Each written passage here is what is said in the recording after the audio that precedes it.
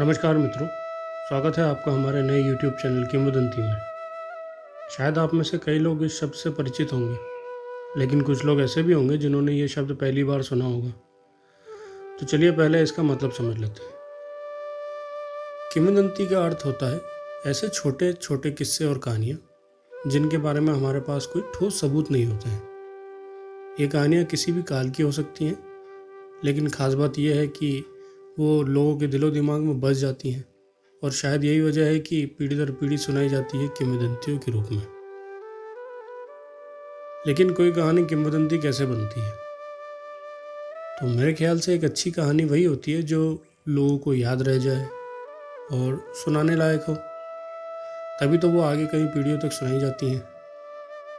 और आज हम आपके लिए एक ऐसी ही कहानी लेकर आए हैं जो कि रामायण काल से जुड़ी है।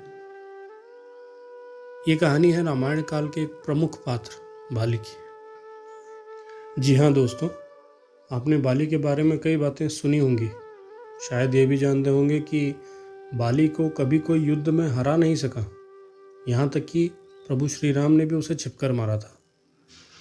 लेकिन क्या आप जानते हैं, एक ऐसा महायोद्धा था जिससे बाली न सिर्फ हार गया था, बल्कि युद्ध के मैदान से बिना लड़े ही भाग गया था।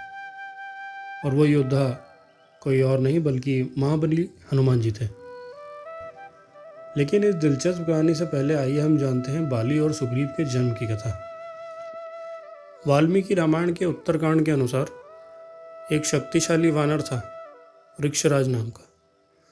अपने बल के घमंड में चूर वो नगर नगर घूमता रहा। एक दिन वो एक सुंदर सरोवर के किनारे पहुंचा। उसे वहां स्नान करने की इच्छा हुई। वहां बैठे ऋषियों ने उसे रोकते हुए कहा, वृक्षराज, इस सरोवर में स्नान मत करना, ये श्रापित है।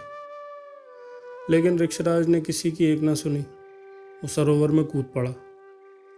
दरअसल वो सरोवर ब्रह्मा जी के पसीने से बना था, और उस पर श्राप था कि जो पुरुष उसमें स्नान करेगा वो स्त्री बन जाएगा। और हुआ भी यही। जैसे ही ऋक्षराज पानी से बाहर आया, उन्होंने देखा कि वह एक सुंदर स्त्री बन चुके हैं।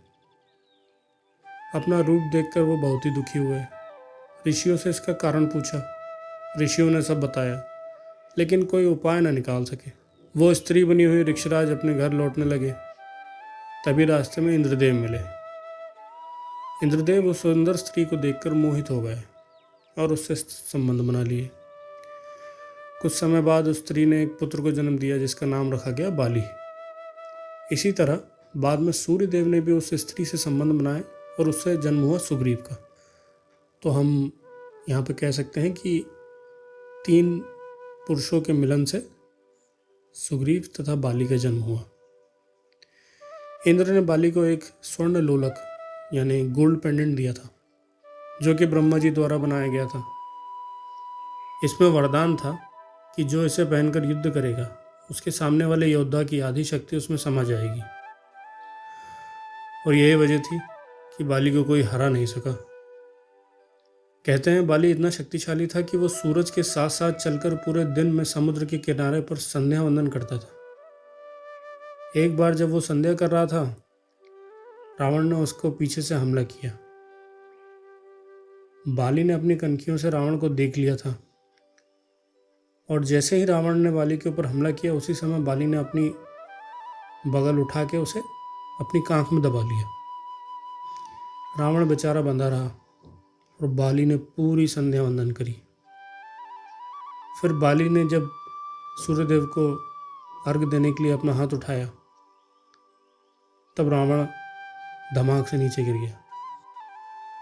रावण को देखते ही बाली ने इस तरीके से व्यवहार किया जैसे वो जानता ही नहीं था कि रावण उसकी कांख में दबा हुआ है। रावण ने हार मान ली, और हार मानते हुए उसने बाली से मित्रता कर ली। अब आते हैं हमारी मुख्य कहानी पर। एक बार अपने वरदान के घमंड में बाली ने हनुमान जी को द्वंद्व युद्ध के लिए ललकारा। हनुमान जी ने सहजता से चुनौती स्वीकार कर ली। तय हुआ कि अगली सुबह युद्ध होगा। इंद्रदेव ये सुनकर घबरा गए। वो अपने बेटे बाली के पास पहुंचे और बोले, हे बाली, हनुमान जी के बल की कोई सीमा नहीं है। उनसे लड़ना तुम्हारे लिए घातक हो सकता है। अभी भी समय है, माफ़ी मांग लो। लेकिन बाली अपने घमंड में था। उसने बात नहीं मानी। इंद्रदेव फिर हनुमान जी के पास गए और बोले, हे पवन पुत्र, मैं आपसे विनती करता हूँ कि कल जब आप युद्ध करें तो केवल अपनी 10वीं शक्ति यानी दशांश बल लेकर मैदान में उतरिएगा, ताकि मेरा पुत्र जीवित बच सके। हनुमान जी मुस्कुराए और बोले, हे इंद्रदेव, आपके वज्र के प्रहार से जब मेरे हनु में चोट लगी थी तब आपने मुझे वरदान दिया था। उसी वरदान को याद करते हुए मैं वचन देता हूँ, कल मैं सिर्फ अपने दशांश बल के साथ ही द्वंद्व करने जाऊंगा। सुबह होती है। बाली युद्ध के लिए उत्साह से अखाड़े में कूद पड़ता है। वो हनुमान जी को ललकारते हुए बोलता है, अब भी समय है बजरंग, मान लो कि तुम मुझसे नहीं जीत सकते, मैं तुम्हें छोड़ दूंगा। हनुमान जी ध्यानमग्न होते हैं और अपने दशांश बल के साथ अखाड़े में उतर जाते हैं। जो ही बाली के करीब पहुंचते हैं, बाली का लोलक काम करने लगता है। हनुमान जी की शक्ति बाली में समाने लगती है, लेकिन उससे बाली को शक्ति ना मिलती, बल्कि बाली का शरीर गर्म होने लगता है। उसके अंदर जैसे सैकड़ों सूरज की गर्मी भर रही हो। उसकी एक एक नस नाड़ी में सैकड़ों सूरज की ऊष्मा समा रही थी। वो तपने लगा, तड़पने लगा, लौटने लगा, यहाँ वहाँ दौड़ता हुआ चिल्लाने लगा, ये क्या माया है, मेरा शरीर फट जाएगा। इसी बीच वहाँ इंद्रदेव प्रकट होते हैं और बाली से कहते हैं, अरे मूर्ख, मैंने तुझे समझाया था, ये साक्षात रुद्र अवतार है, भाग यहाँ से, नहीं तो ये जो वरदान रूपी लोलक है तेरी मृत्यु का कारण बन जाएगा। इंद्र की बात सुनकर बाली युद्ध छोड़कर भाग जाता है।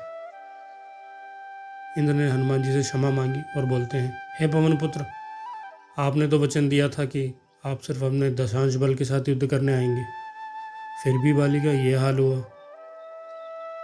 हनुमान जी ने मुस्कुरा कर कहा, हे इंद्रदेव, मैं तो दशांश बल के साथ ही आया था। यदि मैं अपनी पूरी शक्ति ले आता तो बाली तत्क्षण समाप्त हो जाता। बाद में बाली हनुमान जी के पास लौटा। उसने उनसे क्षमा मांगी और घमंड न करने का प्रण लिया। तो मित्रों, ये थी एक वरदान के अभिशाप में बदलने की कहानी। ऐसी और अद्भुत किंवदंतियों के लिए सब्सक्राइब कीजिए हमारे चैनल किंवदंती को।